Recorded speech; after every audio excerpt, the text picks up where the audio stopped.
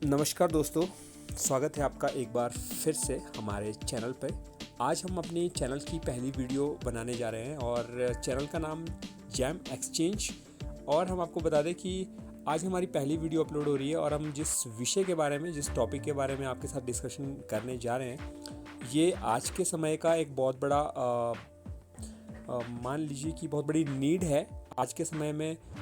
हर एक उस इंसान की जो डिजिटली आज की डेट में अपने पूरे के पूरे काम को गवर्नमेंट के साथ डील करना चाहता है। पहले ये जितने भी डील्स होती थी, जितने भी इस तरह के वर्क्स होते थे जिनको आप ऑफिस में जाके मतलब वर्चुअली ना करके मैनुअली जिस काम को करते थे, उसमें आज की डेट में आप सभी को ये काम ऑफिस से ना करते हुए घर से ही डिजिटली ये काम करना होता है। लेकिन वैसे तो आप सभी इसी से काफ़ी लोग इससे भली भांति परिचित होंगे, लेकिन हम डिटेल में आज से टाइम टू टाइम आपको एक वीडियोस देते जाएंगे जिसमें हम डिस्कशन करेंगे जैम पोर्टल के बारे में। जैम एक्चुअल में है क्या?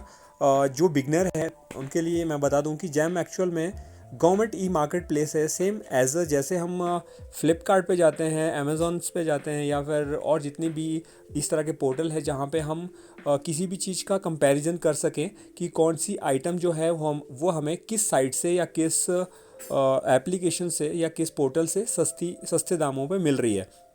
एक्चुअल में आपने देखा होगा कि पहले गवर्नमेंट के जितने भी टेंडर्स होते थे वो टेंडर्स मैनुअली होते थे। आपको ऑफिस में जाना पड़ता था। मान लीजिए कोई PWD डिपार्टमेंट का है, कोई इलेक्ट्रिसिटी डिपार्टमेंट है, कोई XYZ जितने भी डिपार्टमेंट ऑल ओवर इंडिया में है, तो उनमें आपको मैनुअली जाना पड़ता था। वहाँ पे जब टेंडर्स निकलता था तो वो एक न्यूज़पेपर पे पब्लिश होता था कि आज इतनी तारीख को ये पब्लिश होगा, तो आप अपनी अपनी बिड उसमें डाल सकते हैं। बिड जैसे मतलब बोली जिसको बोलते हैं हम, कि अपनी अपनी एक प्राइस फिक्स करके आप डालिए कि आप ये आइटम कितने रुपए में उस गवर्नमेंट डिपार्टमेंट को प्रोवाइड करवा सकते हैं। तो सेम वही यहाँ पे भी जैम। उसके बाद गवर्नमेंट ने देखा कि इसमें काफ़ी सारी चीज़ें ऐसी थी जो बहुत स्लो वर्क करती थी, चाहे वो पेमेंट से रिलेटेड थी, चाहे वो सर्विसेज से रिलेटेड थी, कि ऑर्डर्स आज ले लिया या ऑर्डर आज डिस्पैच हुआ,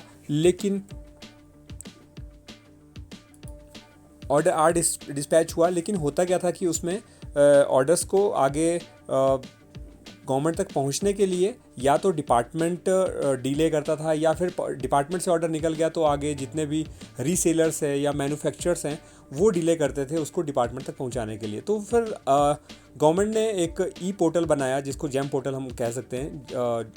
ये गवर्नमेंट ई मार्केट प्लेस ऐसा आज की डेट में 2020 और 21 में एक्चुअल में हम भी इस पोर्टल पे अभी रिसेंटली ही काम करना शुरू किया है। हम भी मैनुअली ही आज से पहले मैक्सिमम ऑर्डर्स मैनुअली लेते थे, लेकिन काफ़ी लोग जब जैम पोर्टल पे लिस्टेड हुए, अपने आप को लिस्टेड किया, क्योंकि अब ज़रूरत जब बन गई लोगों को डिजिटली काम करने की, तो इस पे काम करना अब हर किसी के बस की बात तो नहीं है। जो तो बड़े बड़े लोग हैं, जो बड़े बड़े व्यापारी हैं या बिजनेसमैन हैं, उन्होंने तो अपने पास पूरा का पूरा सिस्टम, एक ऑफिस सेट करके रखा है जहाँ पे उनके कुछ कर्मचारी जो उनके एम्प्लॉयज़ हैं वो क्या करते हैं कि ऑफिस में बैठ के उनका पूरा का पूरा कार्यभार इसमें संभालते हैं जैम पोर्टल पे, चाहे वो सर्विसेज से रिलेटेड हो, बिड से रिलेटेड हो, या और जितने भी हमारे इसमें अंदर प्रिक्योरमेंट्स होते हैं उन चीज़ों से रिलेटेड हो। तो वो सारे के सारे काम को उन्होंने एक टीम रखी है। लेकिन जो लोग नए हैं या इंडिविजुअली काम कर रहे हैं और छोटे लेवल पे काम कर रहे हैं, मतलब आपको पता है कि मुझे महीने में 3-4 लाख के ऑर्डर अगर मिलते हैं या 1-2 लाख के ऑर्डर मिलते हैं,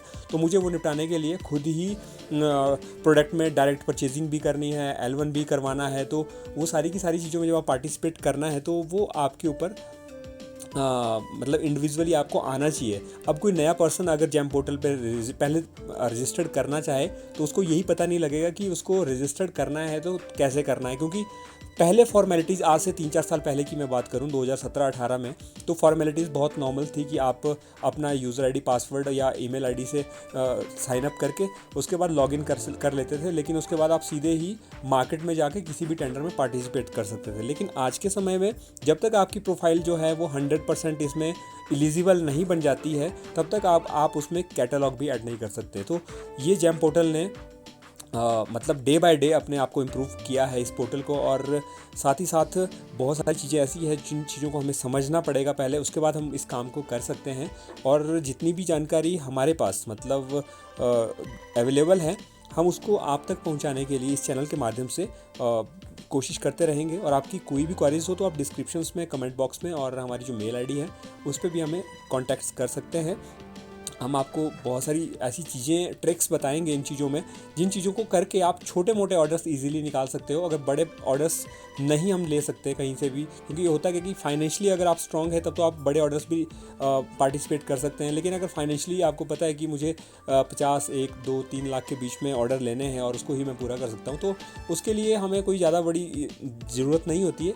ये सिर्फ उतनी सी गेम है। मान लीजिए कि आपने जब 2-3 चीज़ें इसमें सीख ली तो उसके बाद देखो टाइम तो देना ही पड़ेगा इसमें। अगर कोई ये सोच ले कि एक दिन में वो लॉगिन करने के बाद आपको ये पता लग जाएगा कि कैसे कैटलॉग बनानी है, कैसे प्रोडक्ट को ऐड करना है, कैसे उसको रिमूव करना है, कैसे प्राइस को चेंज करना है, कैसे L1 कंपैरिजन करवाना है, कैसे बिड में पार्टिसिपेट करना है, तो वो सारी की सारी चीज़ें कैसे एक दिन में तो नहीं होने वाला है। लेकिन आप अगर शुरुआती बहुत सारी वीडियोस आज की डेट में यूट्यूब पे ऑलरेडी अवेलेबल है, जिनको देख देख के आप सीख सकते हो। अब अगर कोई नहीं सीखना चाहता तो फिर बात अलग है।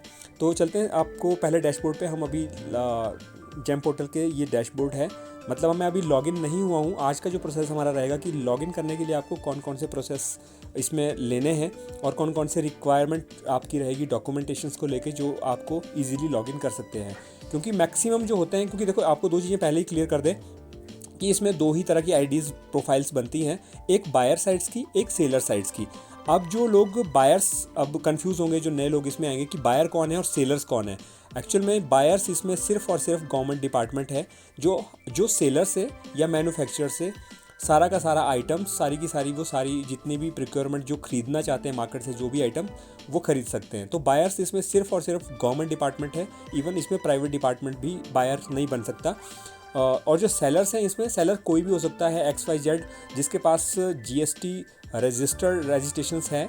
काफ़ी लोगों के दिमाग में ये भी क्वेश्चंस होंगे कि क्या जेम में रजिस्ट्रेशंस करने के लिए GST होना ज़रूरी है। तो आपको बता दूं कि जेम में रजिस्ट्रेशंस करने के लिए GST होना ज़रूरी नहीं है, अगर आप सिर्फ़ और सिर्फ 20 to 30 लाख के बीच का अगर आपका ईयरली टर्नओवर है। लेकिन अगर आपका 30 लाख से ऊपर का टर्नओवर है पर ईयर का, तो आपको GST रजिस्ट्रेशन करना पड़ेगा और अपने बैंक को वेरीफाई करना पड़ेगा। लेकिन वैसे मैंने आपको बताया कि GST रजिस्ट्रेशन अगर आप नहीं करेंगे तो आप छोटे छोटे ऑर्डर्स तो फिर भी आप प्रिक्योर कर सकते हैं। लेकिन अगर आपके पास कोई बड़ा ऑर्डर आता है तो उसके लिए कई जगह पे GST मैंडेटरी माना जाता है, जिसका प्रोफाइल में भी काफ़ी ज़्यादा अपडेट होता है। क्योंकि प्रोफाइल आप जब कोई भी 3-4 लाख रुपए की आइटम अगर मंगवाओगे भी कहीं बाहर से, आप एज अ रीसेलर हो, लेकिन किसी मैन्युफैक्चरर से अगर वो ऑर्डर करते भी हो तो वो आपको नहीं भेजेगा आपको बिना GST के, क्योंकि ईवे बिल बनना है पार्टी के नाम पे, वो सारी चीज़ें, तो वो सारी चीज़ें कहीं ना कहीं दिक्कत करेगी। तो इसलिए मेरी यही राय रहेगी कि अगर आप इसमें वर्किंग करते हो, काम करते हो जेम पोर्टल पे, तो आपको GST लेना ज़रूरी हो जाता है आने वाले टाइम में। कुछ टाइम में बिगनिंग में इतनी ज़रूरत नहीं होती है।